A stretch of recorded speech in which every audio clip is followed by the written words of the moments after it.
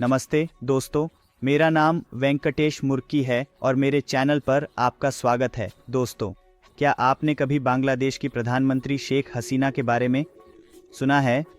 वह दशकों से अपने देश की राजनीति में एक केंद्रीय फिगुरा रही है, लेकिन बांग्लादेश के बाहर कई लोग उनके बारे में ज़्यादा नहीं जानते हैं।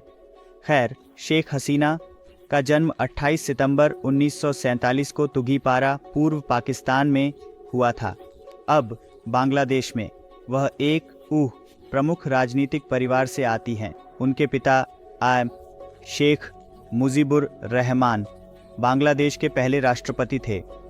हसीना का प्रारंभिक जीवन राजनीतिक उथल-पुथल और व्यक्तिगत त्रासदी से भरा हुआ था।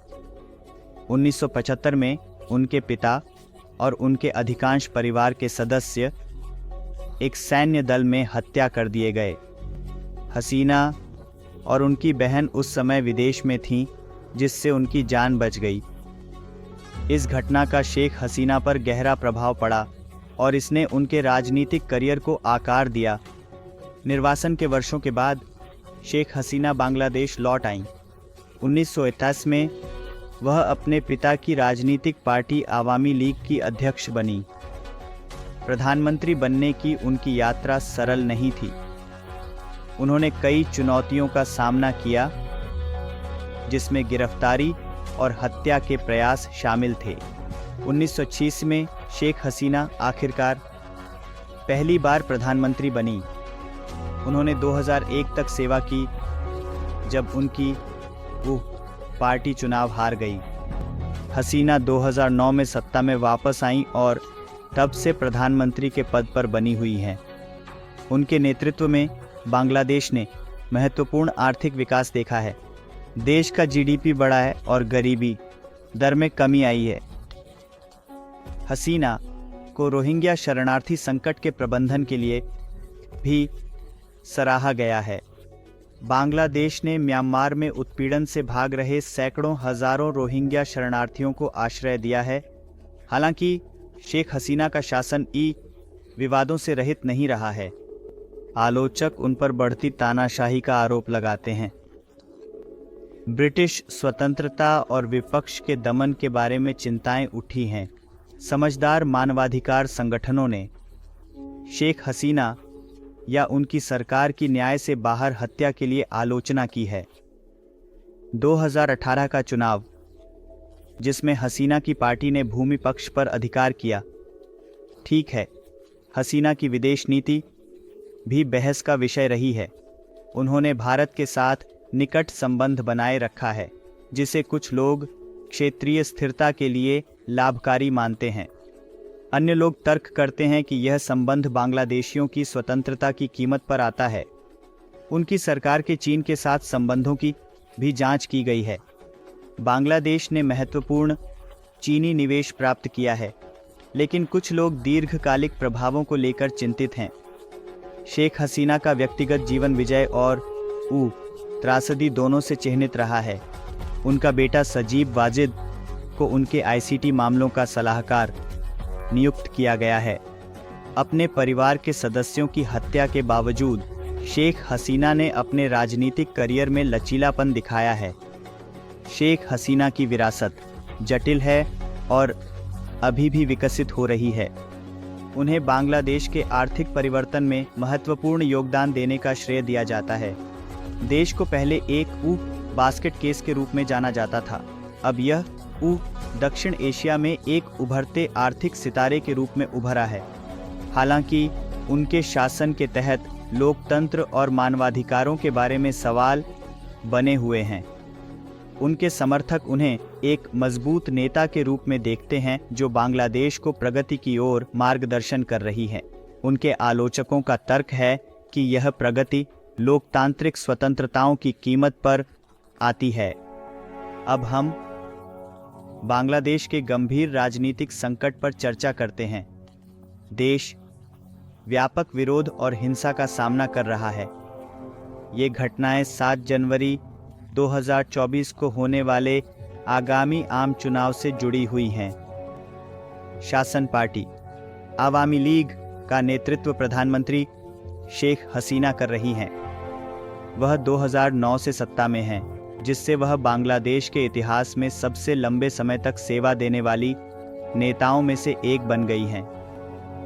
दूसरी ओर हमारे पास मुख्य विपक्षी पार्टी बांग्लादेश नेशनलिस्ट पार्टी और बीएनपी है। बीएनपी अन्य विपक्षी समूहों के साथ मिलकर शेख हसीना के इस्तीफे की मांग कर रहा है।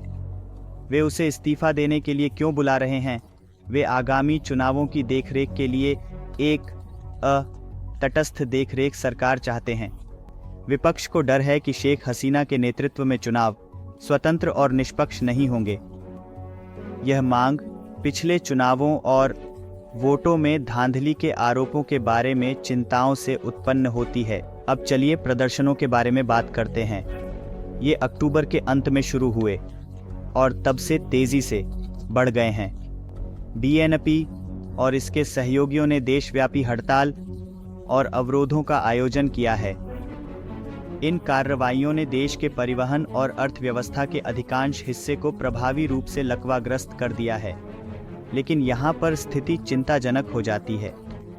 प्रदर्शन हिंसक हो गए हैं, जिसके परिणाम स्वरूप कई मौतें और घायल हुए हैं। विभिन्न रिपोर्टों के अनुसार हाल के हफ्तों में कम से कम 300 लोगों की मौत हो चुकी है। प्रदर्शनकारियों और सुरक्षा बलों के बीच झड़पों में कई और लोग घायल हुए हैं। सरकार की इस विरोध पर प्रतिक्रिया कठोर रही है। सुरक्षा बलों ने आंसू गैस, रबर की गोलियां और कुछ मामलों में जीवित गोला बारूद का उपयोग किया है। हजारों विपक्षी समर्थकों को गिरफ्तार किया गया है। इनमें प्रमुख बीएनपी नेता शामिल हैं। एक विशेष रूप से चिंताजनक घटना 28 अक्टूबर को हुई। ढाका, जो बांग्लादेश की राजधानी है, में बीएनपी द्वारा आयोजित एक रैली अराजकता में बदल गई। एक पुलिस अधिकारी की हत्या कर दी गई और बीएनपी मुख्यालय पर छापा मारा गया। इस घटना ने चल रहे संकट में एक महत्वपूर्ण वृद्धि को चिह्नित किया। तो यह चुनाव इतना हिंसक और संघर्षपूर्ण क्यों है? खैर, बांग्लादेश में राजनीतिक हिंसा और विवादित चुनावों का इतिहास है। देश ने 1971 में स्वतंत्रता प्राप्त करने के बाद से लोकतांत्रिक संक्रमणों के साथ संघर्ष किया है। दोनों प्रमुख पार्टियों पर आरोप लगाया गया है कि वे सत्ता में रहते हुए लोकतांत्रिक प्रक्रियाओं को कमजोर कर रही हैं। अंतर्राष्ट्रीय समुदाय की चिंता बढ़ती जा रही है। संयुक्त राज्य अमेरिका और अन्य देशों ने स्वतंत्र और निष्पक्ष चुनाव की मांग की है। उन्होंने दोनों पक्षों से हिंसा से बचने और संवाद में शामिल होने की अपील की है। हालांकि स्थिति तनावपूर्ण बनी हुई है, जिसमें कोई भी पक्ष पीछे हटने का संकेत नहीं दिखा रहा है। आइए इस संकट को बढ़ावा देने वाले कुछ प्रमुख मुद्दों पर नजर डालते हैं। सबसे पहले चुनाव की विश्वसनीयता का मामला है। विपक्ष का दावा है कि वर्तमान सरकार के तहत चुनावों पर भरोसा नहीं किया जा सकता। वे 2018 के चुनाव की ओर इशारा करते हैं, जो आरोपों और अनियमितताओं से प्रभावित था। दूसरा, राजनीतिक दमन का मुद्दा है। मानवाधिकार संगठनों ने सरकार पर असहमति को दबाने का आरोप लगाया है। कई विपक्षी नेताओं को गिरफ्तारी और कानूनी चुनौतियों का सामना करना पड़ा है। इसने एक ऐसा वातावरण बना दिया है जहां खुली राजनीतिक चर्चा सीमित है। तीसरा, हमारे पास आर्थिक चिंताएं हैं। बांग्लादेश ने हाल के वर्षों में महत्वपूर्ण आर्थिक विकास देखा है। हालांकि महंगाई और बढ़ती जीवन लागत ने कई नागरिकों को बहुत कठिनाई में डाल दिया है।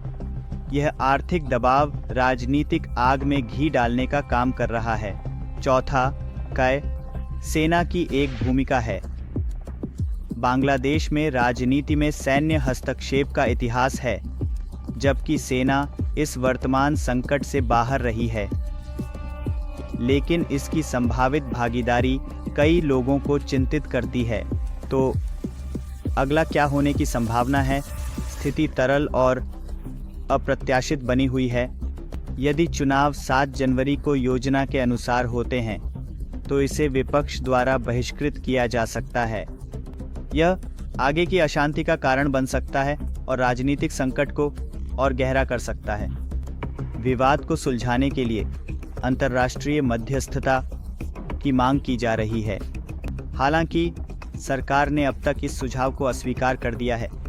वे तर्क करते हैं कि यह बांग्लादेशियों के लिए एक आंतरिक मामला है जिसे उन्हें हल करना चाहिए। इस संकट की मानव लागत को ध्यान में रखना महत्वपूर्ण है। राजनीतिक चालबाजियों के परे सामान्य बांग्लादेशी पीड़ित हैं। हिंसा, आर्थिक विघटन और भय का माहौल दैनिक जीवन को प्रभावित कर रहा है। कई लोग बीच में फंसे हुए हैं जो केवल शांति और स्थिरता चाहते हैं। जैसे ही हम समाप्त करते हैं, आइए मुख्य बिंदुओं का पुनरावलोकन करें। बांग्लादेश जनवरी के चुनावों के मद्देनजर एक गंभीर राजनीतिक संकट का सामना कर रहा है। प्रदर्शन हिंसक हो गए हैं, जिसके परिणाम स्वरूप कई मौतें और गिरफ्तारियां हुई हैं। विपक्ष एक देखरेख सरकार की मांग कर रहा है, जिसे सत्तारूढ़ पार्टी अस्वीकार कर रही है। अफवाहों के विपरीत प्रधानमंत्री शेख हसीना ने देश छोड़ दिया है। अंतर्राष्ट्रीय समुदाय निकटता से देख रहा है, शांतिपूर्ण संवाद की मांग कर रहा है। जैसे जैसे यह स्थिति विकसित होती है, हम आपको अपडेट करते रहेंगे। याद रखें, इस तरह की जटिल राजनीतिक स्थितियों का समाधान कभी सरल नहीं होता। जानकारी में रहना और मुद्दे को कई दृष्टिकोणों से देखना बहुत महत्वपूर्ण है। आप बांग्लादेश की इस स्थिति के बारे में क्या सोचते हैं? नीचे टिप्पणी में अपने विचार साझा करें। इस वीडियो को लाइक करना न भूलें और हमारे चैनल को सब्सक्राइब करें ताकि आप वैश्विक घटनाओं का और गहरा विश्लेषण देख सकें। देखने के लिए धन्यवाद और मैं आपको अगले वीडियो में मिलूंगा।